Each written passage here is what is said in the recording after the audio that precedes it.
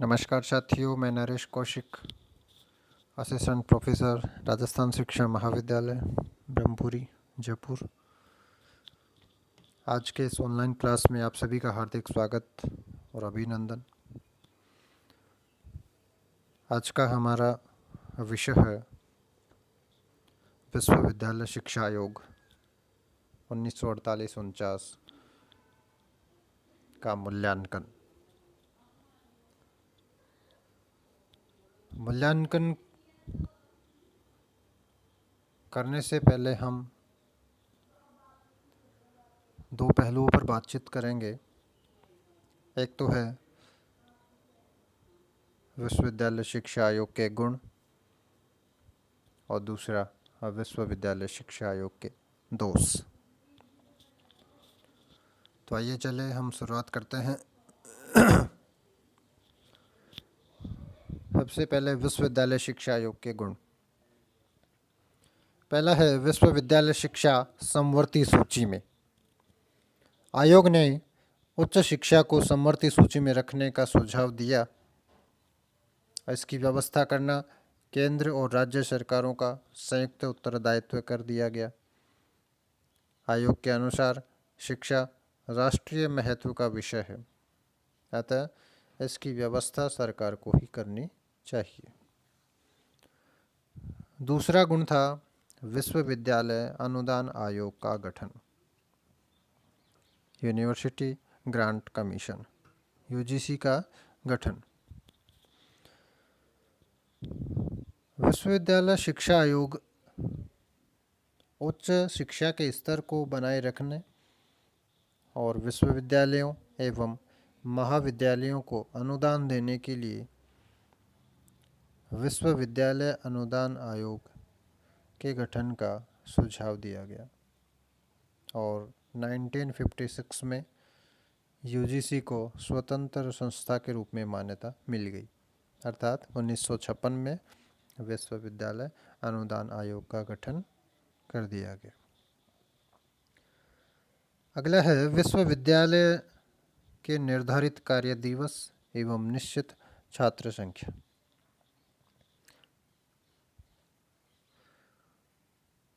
इस आयोग ने महाविद्यालयों एवं विश्वविद्यालयों की कार्य दिवस निश्चित किए, उनमें प्रवेश के लिए शैक्षिक योग्यता भी निर्धारित की। हम पूर्व में पढ़ चुके हैं, कार्य दिवसों की हम बात कर चुके हैं, शैक्षिक योग्यता भी निर्धारित कर दी, उसकी भी बात कर सकते हैं। और छात्रों की संख्या भी निश्चित की, जो कि एक बहुत ही उपयोगी सुझाव था। पिछले वीडियो के अंतर्गत हमने बात की कि यूनिवर्सिटी लेवल पर 3000 स्टूडेंट्स होने चाहिए, ग्रामीण क्षेत्रों में 1500 विद्यार्थी होने चाहिए, ग्रामीण महाविद्यालय हो तो उसमें 300 छात्र, विश्वविद्यालय में उससे संबद्ध जो महाविद्यालय हो तो उसमें 2500 छात्रों से ज़्यादा नहीं होना चाहिए। विश्वविद्यालय में 3000 और महाविद्यालयों में छात्रों की संख्या 1500 से अधिक नहीं होनी चाहिए। शिक्षण कार्य के रूप में हमने बात की थी, तो 180 दिनों का कार्य दिवस शिक्षण कार्य के रूप में निश्चित किया गया था।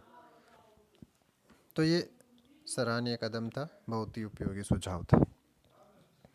अगला है पाठ्यक्रम संबंधी प्रशंसनीय सुझाव। विश्वविद्यालय शिक्षा आयोग ने पाठ्यक्रम संबंधी जो सुझाव दिया वो बहुत ही प्रशंसनीय हो गया, प्रशंसा की योग्य है, प्रशंसनीय है। इस आयोग ने स्नातक पाठ्यक्रम को 3 वर्ष करने का सुझाव दिया और सामान्य शिक्षा को भी पाठ्यक्रम में शामिल करने का सुझाव दिया। यह सुझाव बहुत ही प्रशंसनीय था। स्नातक पाठ्यक्रम 3 वर्ष का और 3 वर्ष में जो इनकी परीक्षा है वो प्रति वर्ष होने का, करवाने का इन्होंने सुझाव दिया था, वो बहुत ही प्रशंसनीय था। अगला है विश्वविद्यालय दशा संबंधी सराहनीय सुझाव। यानी आयोग ने महाविद्यालय की दशा सुधारने का सुझाव दिया था, जो योग्य छात्रों को प्रवेश देने से, योग्य प्राध्यापकों को नियुक्त करने से तथा भिन्न भिन्न विभागों में सेमिनारों का आयोजन करने का जो सुझाव दिया उससे निश्चित रूप से शिक्षण प्रभावशाली हो गया और यह सुझाव अत्यंत ही सराहनीय था। अगला है अध्यापकों की स्थिति में सुधार।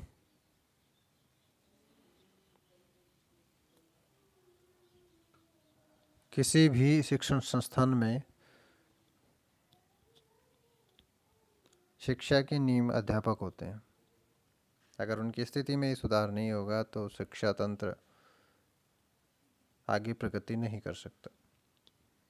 उच्च शिक्षा के प्राध्यापकों का वेतन बढ़ाने, सेवा दशाओं में सुधार करने के सुझाव विश्वविद्यालय शिक्षा आयोग ने दिए।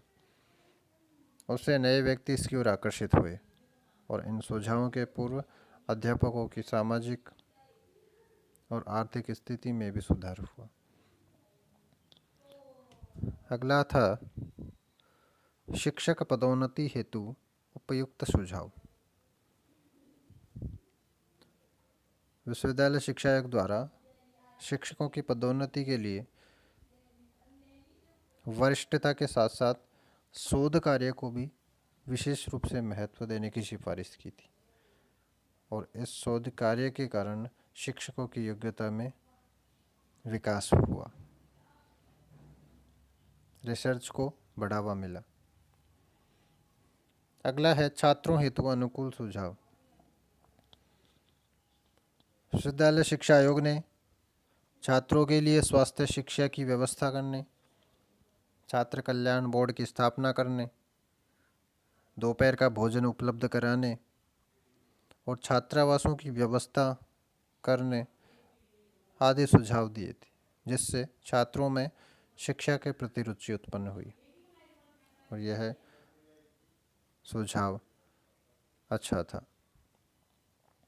अगला है परीक्षा प्रणाली संबंधी और व्यावसायिक शिक्षा का अति उत्तम सुझाव। यानी छात्रों के लिए विभिन्न प्रकार की व्यावसायिक शिक्षा जैसे वाणिज्य शिक्षा है, चिकित्सा शिक्षा है, कृषि शिक्षा है, कानून की शिक्षा है, इंजीनियरिंग शिक्षा है या शिक्षक प्रशिक्षण है, ये सारे उपयोगी सुझाव दिए।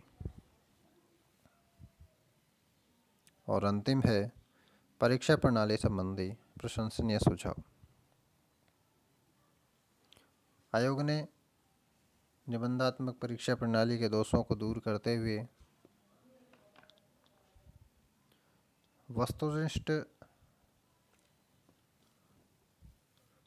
परीक्षाओं का आयोजन करवाने, मनोवैज्ञानिक परीक्षाओं और योग्यता परीक्षाओं आदि को अपनाने का सुझाव दिया और इस सुझाव से वर्तमान जो परीक्षा प्रणाली है उसको दोष मुक्त बनाने का प्रयास किया, जो बहुत ही प्रशंसनीय था।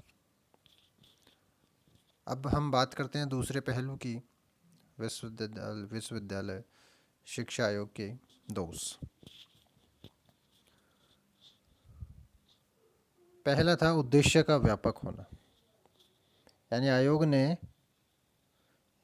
मेरिट्स की हमने बात की, अब बात करते हैं डीमेरिट्स की।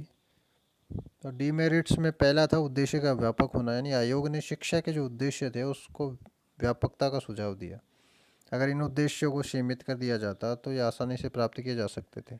अचानक से हम बड़ी सामग्री को प्राप्त नहीं कर सकते, तो अगर ये उद्देश्य सीमित होते तो शायद इन सभी उद्देश्यों की प्राप्ति की जा सकती थी। दूसरा था शिक्षा का माध्यम अस्पष्ट। यानी आयोग ने शिक्षा के माध्यम के बारे में स्पष्ट सुझाव नहीं दिए। एक तरफ तो ये कहा कि प्रांतीय भाषाओं के माध्यम से शिक्षा की व्यवस्था करने के लिए कहा, दूसरी तरफ जब तक प्रांतीय भाषाओं के माध्यम से शिक्षा की व्यवस्था नहीं हो जाए तब तक अंग्रेजी को ही शिक्षा का माध्यम बनाए रखने का सुझाव दिया। यानी उलझी हुई बात उन्होंने रखी। इससे शिक्षा के माध्यम के विषय में आयोग के सुझाव स्पष्ट नहीं हो पाए। तीसरा था धार्मिक शिक्षा के सुझाव जो इन्होंने दिए वो अनुचित थे। यानी धार्मिक शिक्षा के विषय में आयोग ने जो सुझाव दिया था वे किसी भी प्रकार से शिक्षा के अनुकूल नहीं कहे जा सकते। क्यों? क्योंकि धार्मिक शिक्षा के लिए जो इन्होंने सुझाव दिया था, तो धार्मिक शिक्षा में इनके सुझाव थे सभी शिक्षण जो संस्थाएं हैं उनमें दिन का प्रारंभ मौन उपासना से होना चाहिए। प्राथमिक, माध्यमिक और स्नातक स्तर पर धार्मिक शिक्षा की व्यवस्था की जानी चाहिए। शिक्षा के प्रत्येक स्तर पर धार्मिक पाठ्यक्रम अलग अलग होना चाहिए। स्नातक प्रथम वर्ष की बात करें तो उसमें ईशा, बुद्ध, गांधी, रामानुज, कबीर, नानक, सुकरात, मोहम्मद आदि की जीवनी पढ़ाई जानी चाहिए। सेकेंड ईयर स्नातक द्वितीय वर्ष में विभिन्न धर्मों के धार्मिक ग्रंथों के सिद्धांतों का अध्ययन करवाया जाना चाहिए। और तृतीय वर्ष स्नातक में धर्म दर्शन की प्रमुख समस्याओं का अध्ययन कराया जाना चाहिए। तो ये जो धार्मिक शिक्षा से संबंधित सुझाव थे वो अनुचित थे। अगला है ग्रामीण विश्वविद्यालय संबंधी सुझाव, ऐसा अध्ययन। अब ग्रामीण विश्वविद्यालय संबंधी सुझाव की हम बात करते हैं तो ग्रामीण विश्वविद्यालयों के विषय में जो आयोग ने सुझाव दिए वह उस समय पूरे करना सरकार के बस की बात नहीं थी। क्यों? क्योंकि ग्रामीण विश्वविद्यालय संबंधी जो सुझाव थे उनमें पहला सुझाव तो ये था कि गांव की शिक्षा पर होने वाला खर्च का राज्य सरकारें और केंद्र सरकारें दोनों संयुक्त रूप से वहन करें और छोटे छोटे आवासीय महाविद्यालयों की स्थापना की जाए। और ग्रामीण महाविद्यालय में 300 छात्र, विश्वविद्यालय में 2500 छात्र से ज़्यादा नहीं हो। अलग अलग इनके प्राध्यापक नियुक्त किए जाएं। महाविद्यालय के लिए पुस्तकालय, प्रयोगशाला, खेल के मैदान, चिकित्सा की व्यवस्था एक ही स्थान पर हो। और छात्रों को सामान्य शिक्षा देना, व्यक्तिगत रुचि समस्याओं से अवगत करवाना और उसका समाधान करना, ये ग्रामीण महाविद्यालयों का उद्देश्य होना चाहिए। तो इस शिक्षा में सैद्धांतिक और व्यवहारिक दोनों पक्षों को बराबर महत्व दिया जाना चाहिए। यानी समाज कल्याण, ग्रामीण परिवेश, ग्रामीण चिकित्सा जैसे विषय थे उसको इसमें स्थान दिया गया। तो ये ग्रामीण विश्वविद्यालय संबंधी जो सुझाव थे उस समय में पूरा कर पाना मुमकिन नहीं था। और अंतिम दोष है स्त्री शिक्षा के संबंध में सुझाव नहीं देना। स्त्री शिक्षा के संबंध में आयोग ने कोई स्पष्ट ठोस सुझाव नहीं दिए जिससे कि स्त्री शिक्षा में सुधार किया जा सके। सिर्फ ये सुझाव दिया कि गृह विज्ञान, गृह सज्जा, पालन पोषण की शिक्षा को स्त्री शिक्षा के पाठ्यक्रम में स्थान दिया जाना चाहिए। मुख्य उद्देश्य कुशल माता और कुशल गृहिणी बनाना होना चाहिए। पुरुषों के समान सुविधा होनी चाहिए। तो कोई ठोस सुझाव स्त्री शिक्षा के संबंध में नहीं दिया गया। धन्यवाद।